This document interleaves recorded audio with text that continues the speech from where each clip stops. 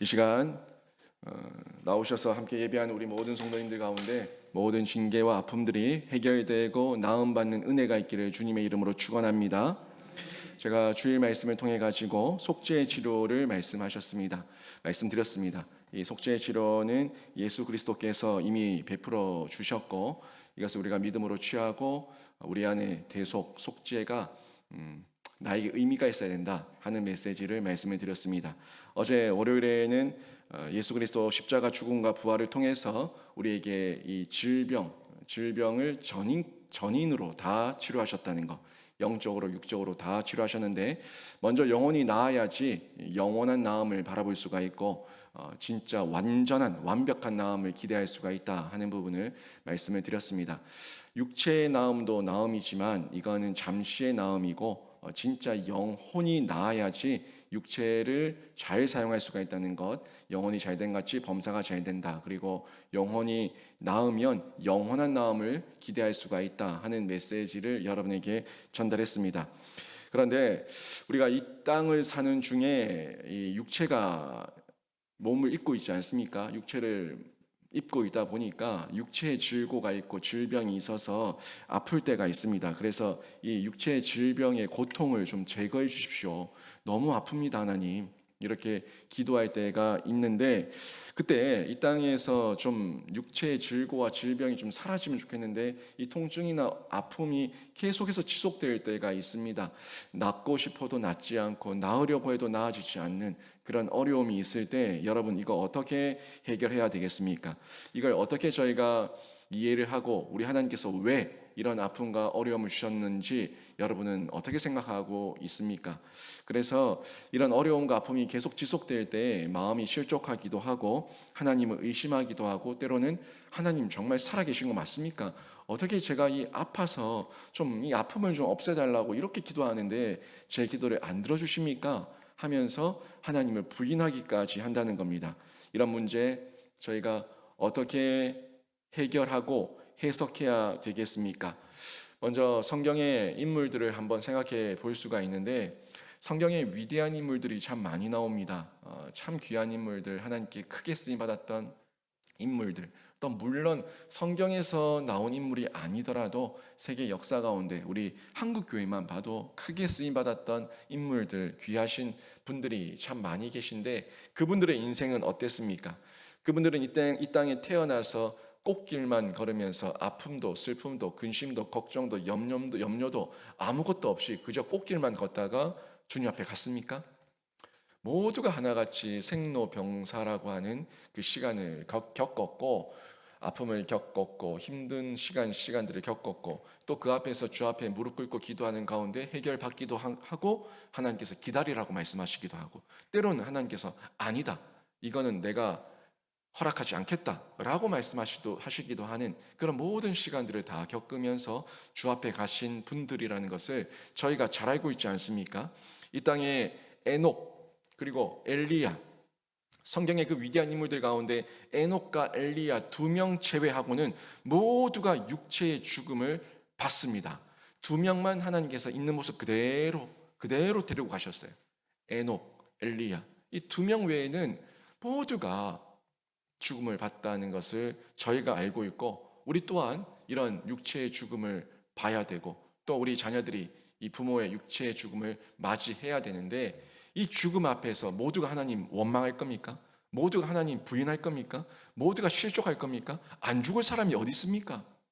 아무리 지금 나음을 받아도 또 언젠가는 아프고 또 생로병사의 그 과정 가운데서 고통을 당하다가 죽을 수밖에 없는데 그래서 잠자다가 죽는 것이 복이고 또 김태나 권사님처럼 한나절도 안 아프고 주 앞에 이렇게 부름받아 간다는 것 이게 큰 복 아닙니까?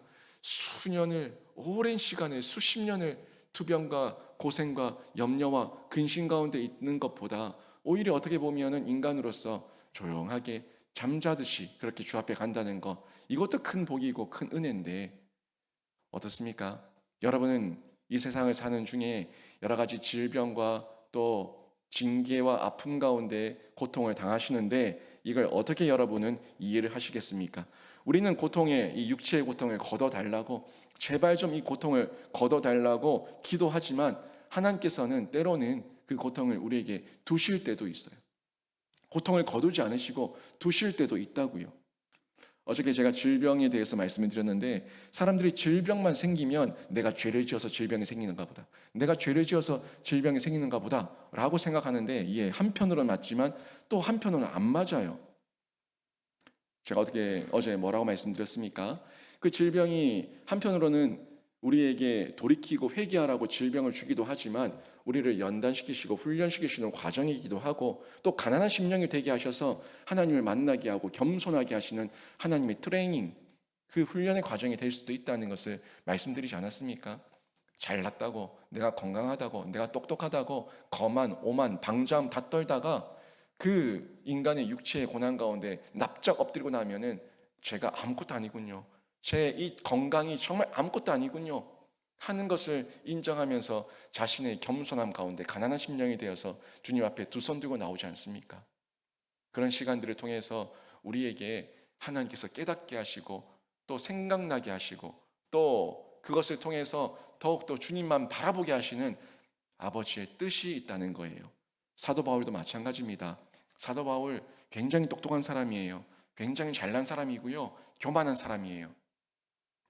그런데 그런 사람을 하나님께서 크게 쓰셨어요. 정말 귀하게 쓰셨어요. 그런데 그렇게 귀하게 쓰실 때 사도 바울에게 하나님께서 허락하셨던 이 징계가 있었다고요. 사도 바울이 너무 아팠어요. 하나님께 저 좀 낫게 해달라고, 저를 좀 고쳐달라고 그렇게 기도를 했어요. 그런데 하나님의 응답은 사도 바울의 바람과 달리 다른 응답하시는 것을 성경을 통해서 확인할 수가 있습니다. 고린도 후서 12장 9절 말씀 보십시오. 하나님께서 고쳐달라고 애걸복걸하며 기도하는 이 사도 바울에게 어떻게 응답하십니까? 내 은혜가 내게 족하도다. 이는 내 능력이 약한 데서 온전하여 짐이라. 아멘. 사도 바울이 늘 자신의 육체의 가시를 보면서, 자신의 약함을 보면서 이제 누구를 의지합니까? 하나님을 의지하니까 내 능력이 약한 데서 온전해진다. 왜? 네가 더욱더 나를 의지하니까. 예수 그리스도를 의지하고 하나님을 의지하고 하나님 앞에 엎드려 있으니까 내 약함이 도리어 너를 온전하게 하고 너를 능력 있게 한다는 이 하나님의 음성을 듣고 더 이상 사도 바울은 자신의 질고를 고쳐달라고 기도하지 않습니다. 여러분, 우리는 이 땅에 육체를 입고 있는 중에 하나님께서 말씀하셨던 이 말씀, 사도 바울에게 하셨던 이 말씀이 다 이해되지 않을 수 있어요. 왜요? 왜요? 왜 이게 은혜가 족한 거예요? 저 사람은 건강하고 저 사람도 건강한데 왜 접니까? 왜요? 라고 얘기하면서 우리는 온전하게 이해하지 못할 수가 있습니다. 그러나 신앙이 점점 성장하고 성숙해 가면 갈수록 바울과 같은 이 고백을 하게 될 겁니다. 마지막 임종 때라도, 마지막 눈 감는 그때라도, 지금 그렇게 후회하며 원망하며 불평하며 불만하며 살았던 그 시간이 한편의 영화처럼, 필름처럼 쫙 지나가면서 죽을 때에 그래서 하나님께서 이렇게 하셨군요, 이게 하나님의 그런 뜻이었군요, 마라나타, 주 예수여 어서 오시옵소서, 할렐루야 찬양 부르며 제가 주 앞에 나갑니다 하면서 밝은 모습으로, 웃는 모습으로, 평안한 모습으로 주 앞에 나가는 여러분을 발견할 수가 있을 겁니다. 성장했을 때, 성숙했을 때, 신앙 가운데서 내가 겸손해졌을 때, 그때 이 하나님의 음성은 왜요가 아니라 아멘으로 받는 그런 신앙의 변화와 고백이 된다는 겁니다. 고린도서 12장 10절에서도 이런 말씀이 나옵니다. 내가 그리스도를 위하여 약한 것들과 능력과 궁핍과 박해와 공고를 기뻐하노니 이는 내가 약한 그때의 강함이라. 아멘. 고린도전서 12장에서 하나님께서 바울에게 하셨던 그 메시지가 그 당시에는 왜요? 라고 이해되지 않았을지 모르겠지만, 고린도후서 12장 10절 가면 갈수록 바울이 어떻게 고백합니까? 내가 약한 그때의 강함이라. 말씀 그대로 깨달아지니까, 이해되니까, 해석되니까 제가 이 이방 사역, 선교 사역 감당할 수 있었던 것이 하나님께서 나를 붙으셨던 하나님의 능력이었습니다. 제가 약했기 때문에 하나님을 의지했습니다. 제가 아팠기 때문에 더욱더 하나님을 붙들었습니다. 내 약함이, 저의 약함이 하나님의 강함 되신 줄로 믿습니다. 이 고백을 하는 거예요. 내가 그리스도를 위하여 약한 것들과 능력과 궁핍과 박해와 공고를 기뻐한다. 왜? 그 시간마다 나의 약함을 더욱더 철저하게 고백하며 만날 수 있으니까 고백하는 거예요. 목회를 하는 중에 저에게도 마음 무너짐, 마음의 외로움, 공고함 이런 것이 생길 때가 있는데, 때로는 그게 왜 생깁니까? 제가 제 마음이 참 목회자로 바로 세워지지 않아서 그렇습니까? 하는 마음이 생길 때가 있는데, 또 돌이켜보고 곰곰이 생각해보면 그때 순간순간의 외로움과 공고함과 또 어려움과 마음 가운데 두려움이 더 하나님을 의지하게 되고, 더 기도하게 되고, 더 하나님 앞에 엎드리게 되고, 사람 의지하지 않고 하나님 바라보게 되는 그런 시간이었다는 것을 고백하게 되는 겁니다. 비록 지금 나는 약해도 하나님의 강함으로 견디고 버티고 이길 수 있다면 그게 은혜고 복이라는 사실을 여러분 믿으시기를 주님의 이름으로 축원합니다. 신자는 징계, 우리 가운데 우리의 약함을 맛보게 하는 이 징계 두 가지 측면에서 이해를 해야 됩니다. 먼저는 이 징계, 죄가 있어서 때리실 때가 있습니다. 우리가 잘못해서 이거 죄다, 이러면 안 된다, 뗐지, 이렇게 하나님께서 죄가 있어서 징계하실 때에도 있습니다. 그 이유는요, 죽이기 위함이 아닙니다. 죽이기 위함이 아니고 돌이켜 우리가 살아나기 위해서, 우리를 살리기 위해서 하나님께서 그런 징계를 주시는 거예요. 여러분 자녀를 징계하실 때 죽이려고 징계하십니까? 너 맞아 죽어라 그러고 때리십니까? 맞고 아프니까 이게 잘못됐다는 걸 알고 돌이키고 하지 말라고, 그리고 너 이제 좋은 길, 바른 길, 옳은 길 가라고, 그래서 야단도 치고 매도 드는 거 아닙니까? 똑같은 거예요. 하나님의 징계, 죄가 있을 때 때릴 때가 있습니다. 하지만 절대 죽이기 위함이 아닌 걸 아시고 죽는다고 소리치지 마시고 잘못했다고 회개하는 은혜를 누리시기를 바랍니다. 자녀들 혼낼 때 엄살 부리고 꾀병 부리고 죽는다고 오버액션하고 그러면 더 맞죠. 즉각 잘못했습니다, 싹싹 빌면은 안 맞아요. 회개해야 되는 겁니다. 두 번째는요, 이 징계에는 죄가 없어도 때리실 때가 있어요. 죄가 없는데 왜 때리십니까? 왜 때리세요? 아니, 죄가 없는데 제가 뭘 잘못했다고 때리세요? 네, 죄가 없는데도 때리실 때가 있는데 그때는 성장이에요. 성숙이에요. 우리가 하나님 앞에 더 가까이 나아가게 하시기 위해서, 우리를 훈련시키시기 위해서 죄가 없는데 하나님께서 우리에게 징계를 주심으로 때리실 때가 있다는 거예요. 그 예가 다윗이고 욥이에요. 다윗도 죄가 있어서 맞을 때도 있었지만 죄가 없는데 광야 생활 가운데 바울을 도망다니며 피해다니며 그렇게 훈련받았던 때가 있어요. 욥도 의로운 자임에도 불구하고 징계받았던 적이 있어요. 그래서 그 시간들을 통해서 더 큰 복을 받게 되고 하나님께 더 크게 쓰임받는 귀한 인물들이 되지 않습니까? 요한계시록 3장 19절 보십시오. 무릇 내가 사랑하는 자를 책망하여 징계하노니 그러므로 네가 열심을 내라, 회개하라. 아멘. 뭐라고 얘기합니까? 사랑하니까 책망하고 징계한다고 얘기해요. 사랑하니까 책망하고 징계하는데, 그러니까 네가 더 예수 앞에서, 말씀 앞에서, 신앙 앞에서 열심을 내고 회개하라.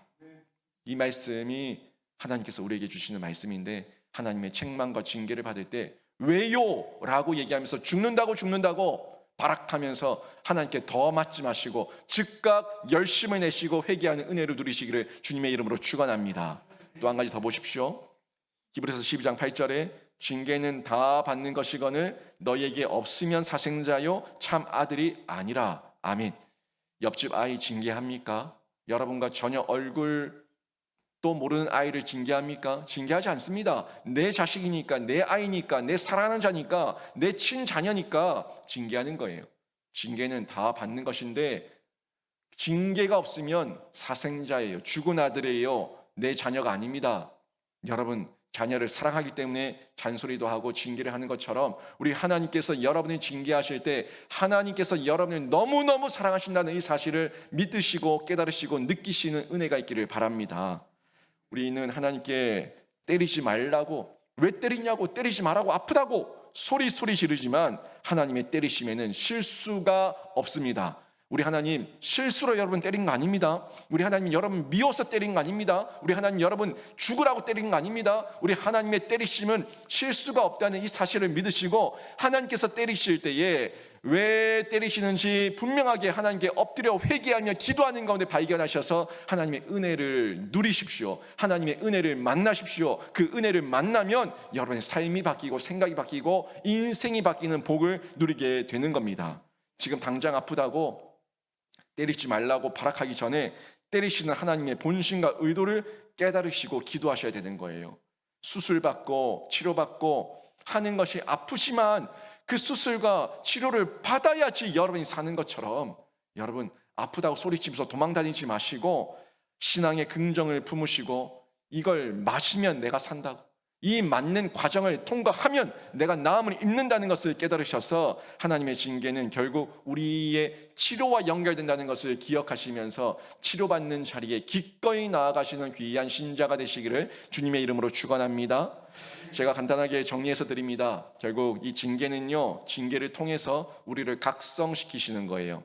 징계를 통해서 우리를 각성시키시는데 시편 119편 67절 말씀 보십시오. 고난당하기 전에는 내가 그릇 행하였더니 이제는 주의 말씀을 지키나이다. 아멘. 고난당하기 전에, 징계당하기 전에 내가 그릇 행하면서 패역했는데 이제는 주의 말씀을 지킨다고. 내 발의 등이요 내 발에 비치고 등이 되신 그 말씀을 붙들면서 주님의 말씀을 지킨다고 고백하고 있지 않습니까? 다윗의 고백이에요. 여러분, 징계를 통해서 각성하게 되는데 잘못될 때는 자신을 돌아보고 하나님의 뜻대로 살겠다는 다짐, 각성, 결단을 해야 되는 겁니다. 두 번째 보시면 징계를 통해서 지혜를 얻게 됩니다. 시편 119편 71절입니다. 고난당한 것이 내게 유익이라 이로 말미암아 내가 주의 율례들을 배우게 되었나이다. 아멘. 고난당한 것이 뭐라고요? 나에게 유익이라고요. 여러분, 맞는 것이 유익이에요. 징계 당하는 것이 유익이에요. 왜? 그게 영원한 징계가 아닌 것에 감사하시기를 바랍니다. 단회입니다. 단회. 잠시입니다. 유한합니다. 짧은 시간입니다. 맞아서 고난을 당해서 내가 지혜를 배우고 내가 각성을 하고 죄가 죄인 줄 알고 돌이키면 그게 진짜 복 아닙니까? 저 많이 맞았습니다. 저 정말 많이 맞았어요. 사람에게는요 그런 게 있어요. 인생에 있어서 지랄 총량의 법칙이 있어요. 평생 살면서 지랄을 하는데 어릴 때 지랄 다 하면은 커서는 지랄 안 합니다. 여러분, 지랄하는 아이들이 있을 때 감사하십시오. 이 아이들이 더 늙어서 지랄하면 감당이 안 됩니다. 어릴 때 지랄해주면 그게 복입니다. 제가 저희 부모님께 참 지랄을 많이 했습니다. 그런데 그 시간 때 많이 맞았어요. 고난을 많이 당했어요. 아픔이 많았어요. 힘이 많이 들었어요. 악착같이 살았어요. 그게 저에게 지혜가 됐습니다. 고난당한 것이 내게 유익이라. 여러분, 자녀들 보실 때, 남편들 보실 때 발악하는 모습이 보이면 아직 지랄 총량의 법칙이 안 찼나 보다 생각하시면서 기도해 주시고, 이왕 할 거 어릴 때 능력 없고 힘 없고 돈 없을 때 빨리 지랄하고 좀 끝내기를 기도하십시오. 그리고 빨리 주님 만나기를 기도하십시오. 하나님 말씀에 지혜를 터득하게 되면요, 징계를 통해서 배우게 되면 그게 복이에요. 또 세 번째는 징계를 통해서 성숙하게 됩니다. 바울 사도는 질병의 고통을 통해서 더욱 성숙해졌죠. 세상 사람들이 모두가 하나같이 자기 잘난 맛에 살고 자기 잘난 것을 자랑하지만 바울은요, 자기 약한 것을 자랑했습니다. 약하기 때문에 하나님을 통해서 징계를 받고 성숙할 수 있었다고, 이걸 자랑했어요. 세례 요한도 동일하지 않습니까? 요한복음 3장 30절에서 그는 흥하여야 하겠고 나는 쇠하여야 하리라. 아멘.